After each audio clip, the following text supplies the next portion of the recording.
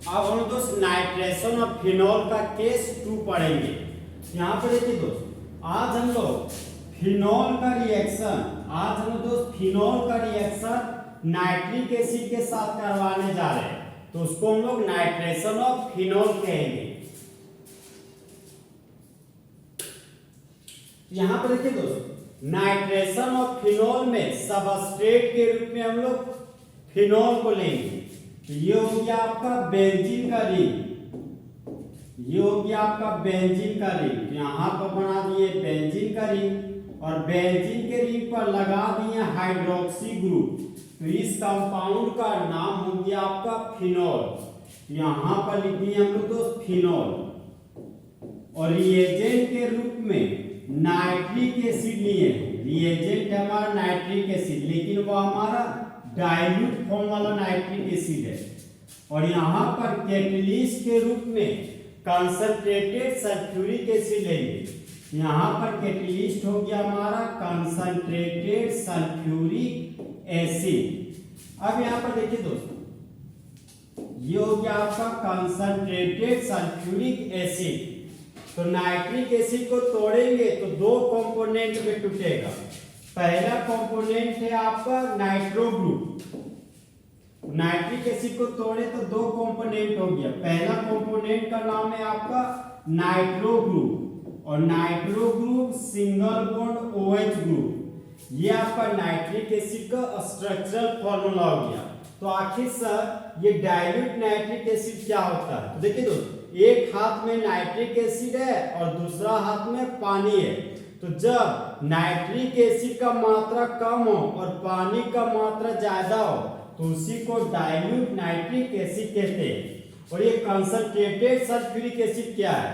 तो एक हाथ में सल्फ्यूरिक एसिड है और दूसरा हाथ में पानी है। तो जब सल्फ्यूरिक एसिड का मात्रा ज्यादा हो और पानी का मात्रा कम हो तो उसी को कंसंट्रेटेड सल्फ्यूरिक एसिड कहते हैं।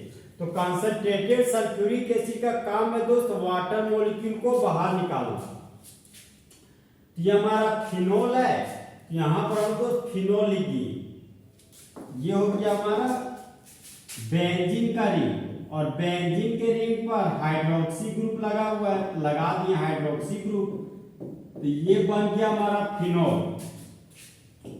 ये हमारा बेंजीन का रिंग है और बेंजीन के रिंग पर लगा हुआ हाइड्रोक्सी ग्रुप, तो ये भी हो गया हमारा फिनॉल।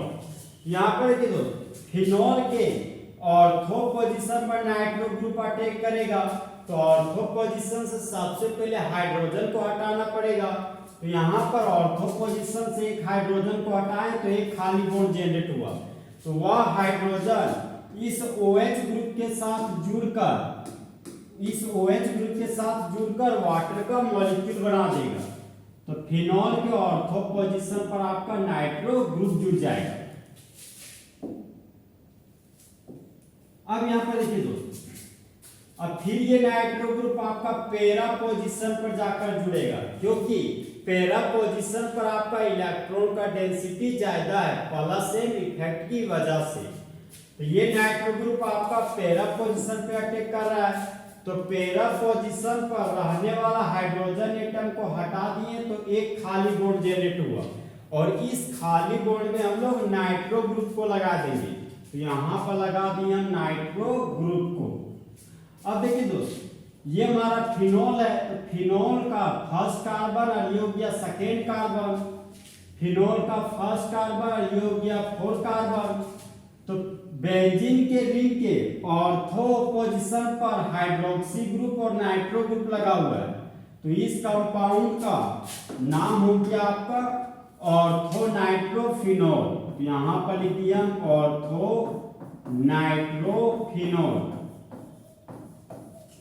अब देखिए दोस्त, बेंजीन के पैरा पोजीशन पर हाइड्रोक्सी और नाइट्रो ग्रुप लगा हुआ है। तो इस कंपाउंड का कॉमन नेम हो जाएगा हमारा पैरा नाइट्रोफिनॉल। जहां पर हमारा दोस्त इस कंपाउंड का नाम हो गया आपका पैरा नाइट्रोफिनॉल। यहां पर लिख दिया पैरा नाइट्रोफिनॉल। अब देखिए दोस्त, हम जान रहे कि बेंजीन के रिंग के ऑर्थो पोजीशन पर दो ठो ग्रुप लगा हुआ है। एक ग्रुप का नाम हाइड्रोक्सी ग्रुप है और दूसरा ग्रुप का नाम हमारा नाइट्रो ग्रुप है। तो यहाँ पर तो भीड़ भाड़ ज्यादा है तो स्टेरिक हिंड्रेज ज्यादा होगा, स्टेरिक हिंड्रेज ज्यादा है तो बढ़ने का क्षमता कम होगा, और बढ़ने का क्षमता कम है तो उसका स्टेबिलिटी ज्यादा होगा। तो हम लोग को लगता है दोस्तों ऑर्थो पोजीशन का स्टेबिलिटी ज्यादा है तो ऑर्थोनाइट्रोफिनोल हमारा मेजर प्रोडक्ट होगा, ऑर्थोनाइट्रोफिनोल हमारा माइनर प्रोडक्ट होगा और पैरानाइट्रोफिनोल हमारा मेजर प्रोडक्ट होना चाहिए। लेकिन ऑर्थोनाइट्रोफिनोल हमारा दोस्त मेजर प्रोडक्ट है और जो पैरानाइट्रोफिनोल है वो हमारा माइनर प्रोडक्ट बन जाता है। उसके पीछे वजह हमारा दोस्त हाइड्रोजन बॉन्डिंग। ऑर्थोनाइट्रोफिनोल हमारा इंट्रामोलिक्यूलर हाइड्रोजन बॉन्डिंग का फॉर्मेशन करता है। जैसे यहाँ पर देखिए ये हो गया आपका बेंजीन का रिंग और बेंजीन के रिंग पर लगा हुआ हाइड्रोक्सी ग्रुप, तो इस कंपाउंड का नाम हो गया फिनोल और फिनोल के ऑर्थो पोजीशन पर नाइट्रो ग्रुप लगा हुआ है। ये हो गया नाइट्रोजन डबल बॉन्ड O और कोऑर्डिनेट बॉन्ड O। मतलब नाइट्रोजन के पास दो ऑक्सीजन है तो एक ऑक्सीजन के साथ डबल बॉन्ड बनाएगा और दूसरा ऑक्सीजन के साथ कोऑर्डिनेट बॉन्ड बनाएगा। तो फिनोल के ऑर्थो पोजीशन पर नाइट्रो ग्रुप लगा हुआ है।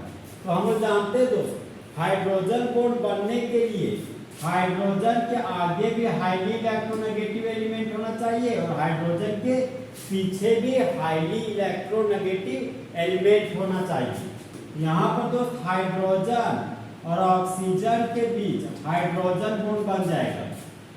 यहाँ पर दोस्त ऑर्थोनाइट्रोफिनोल मतलब एक मॉलिक्यूल में हमारा हाइड्रोजन बॉन्ड का फॉर्मेशन हो रहा है। तो जब सिंगल मॉलिक्यूल में हाइड्रोजन बॉन्ड बनता है ना तो उसको बोलते हैं इंट्रा मॉलिक्यूलर हाइड्रोजन बॉन्डिंग।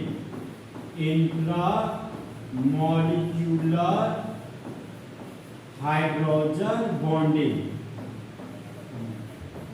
तो ऑर्थोनाइट्रोफिनोल में इंट्रामोलिक्यूलर हाइड्रोजन बॉन्डिंग बढ़ने की वजह से वह हमारा मेजर प्रोडक्ट कहलाता है, मतलब वह हमारा ज्यादा मात्रा में बढ़ता है।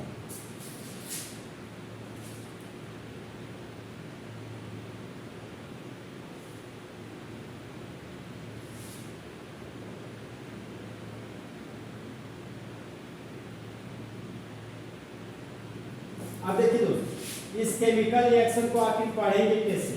तो जब फिनोल का रिएक्शन हम लोग डाइल्यूट नाइट्रिक एसिड के साथ कर रहे हैं कंसंट्रेटेड सल्फ्यूरिक एसिड के प्रेजेंस में, तब मेन प्रोडक्ट के रूप में ऑर्थोनाइट्रोफिनोल और पैरानाइट्रोफिनोल बनता है। जहां पर हमारा दोस्त ऑर्थोनाइट्रोफिनोल हमारा मेजर प्रोडक्ट है, उसके पीछे वजह है कि ऑर्थोनाइट्रोफिनोल में हमारा इंट्रामोलिक्यूलर हाइड्रोजन बॉन्डिंग का फॉर्मेशन होता है। तो इस नाइट्रेशन ऑफ फिनोल का जनरल लैंग्वेज हो जाएगा हमारा दोस्त,